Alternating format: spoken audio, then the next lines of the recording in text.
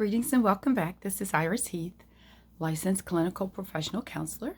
I'm coming to you today to talk about what happens when you get a difficult diagnosis or when you, either your own or family member, what happens when you're at the end.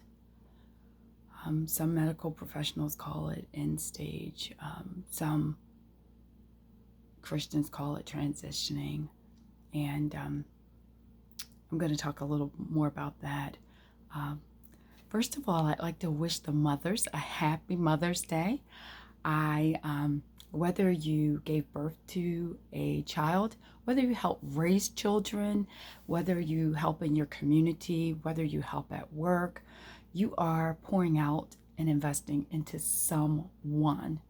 And I have an amazing mother, Tanis, and so happy Mother's Day to my own mother, to my auntie, and to my cousins, to all the women in my life who either are currently in my life or who have been in my life, because they have all poured into me.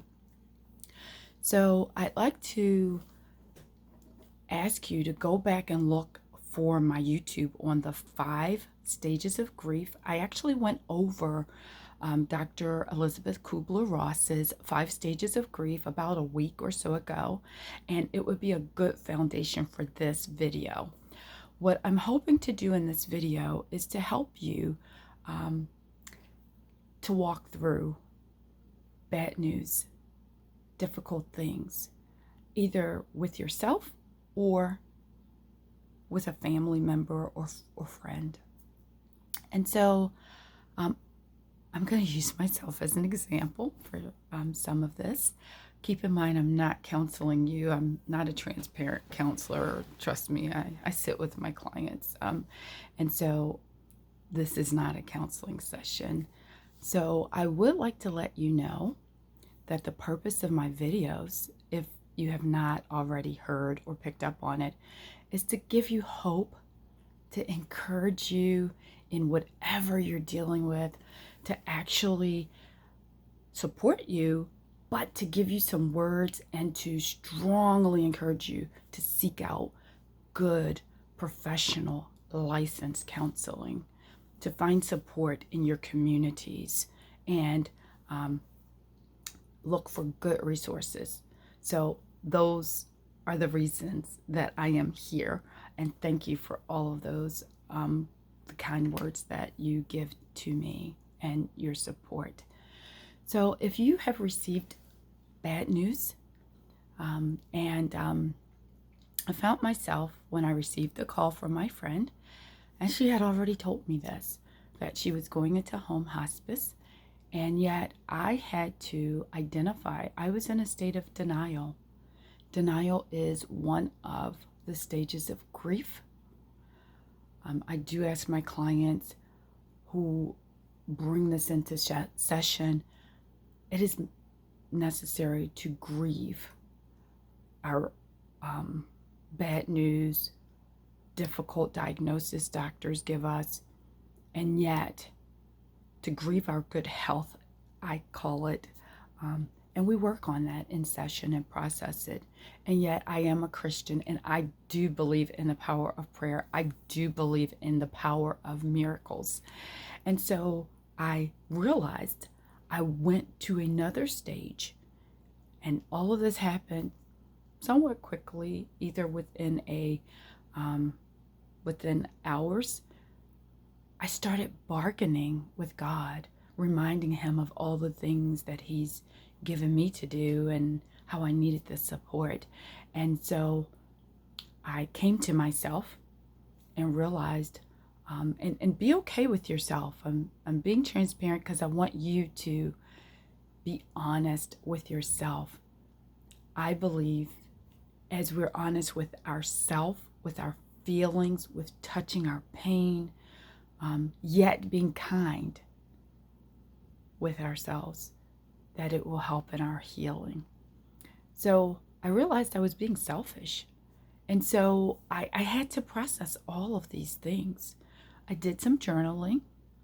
I did some praying.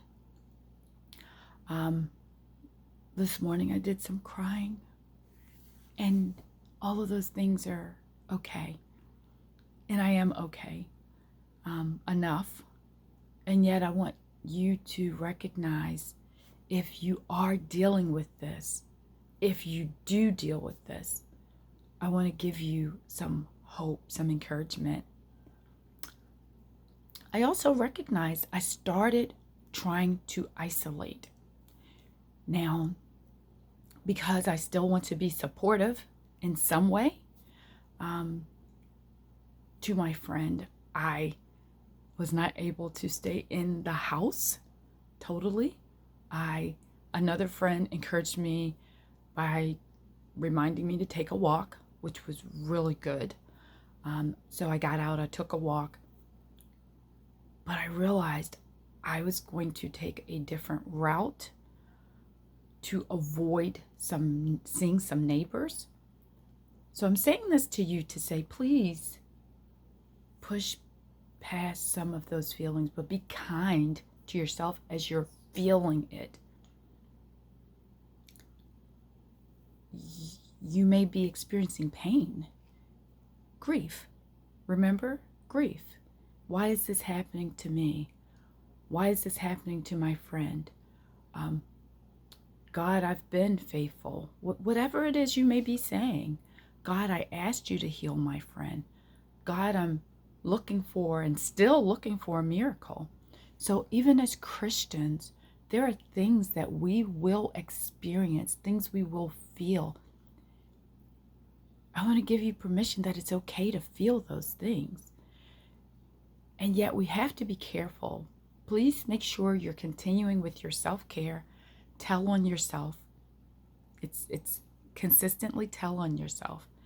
Find someone, not that person who may be, if you're not that person, not the person, because right now they need their own energy. They need to do their own work so that they can actually get to a better place, whatever that place is, whether that place is healing here in life, whether it's healing in heaven. And so I would like to ask you, find someone else, tell someone else who may be able to encourage you, support you. Thank you. I reached out to another friend, Adana, who prayed for me, not just for my friend, but prayed for me. So as I'm walking through this, keep in mind you may be experiencing some happy moments in your life when this difficult news comes, and you will have to find a way to find that balance. That may be when you may need to reach out for support. I will have to make a decision. Do I use this time to reach out for my own counselor? I'm definitely pulling in my support systems, letting people around me know what I'm dealing with. But do I need to, for a time, go and sit with a licensed counselor? And that is a decision that I am looking at. And so I'm letting you know these things because I want you to take this seriously. There are times that we may need additional support if we're dealing with something. There's nothing wrong with that. That does not make you weak. It actually makes you strong. It actually helps you with your healing, your own healing. It may keep you from your own health issues. It may help to keep you from having a possible stroke, a heart attack, or other things. Our body really does keep the score. And if there are too many stressors, we talked about that a couple of weeks ago. There are too many stressors going on. It is necessary for us to find a way to have release. So I hope this has been helpful. This wasn't just to tell or just to talk. It was really to help you see how someone is actually processing grief. And I hope it was helpful to hear and see it with myself being an example. It's not what I usually do. but God has me at a different place also. I do believe in the power of healing, and God tells us the power of life and death lie in our tongue. Keep in mind, even as a Christian, things are not always so cut and dry, so black and white. It is necessary for us to find ways to do life. It's not always as simple as a word. And I do believe in the power of praying. And yet sometimes it's necessary to take this information and not only get the understanding that the Lord asks us to get, but to also act on it.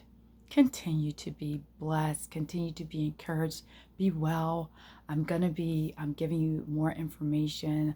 I launched my own mental health business for those who are in and reside in Maryland. And so I will be putting information in the description. I am not able to counsel those who I know, conflict of interest, and yet if you feel comfortable referring me, I would really appreciate it.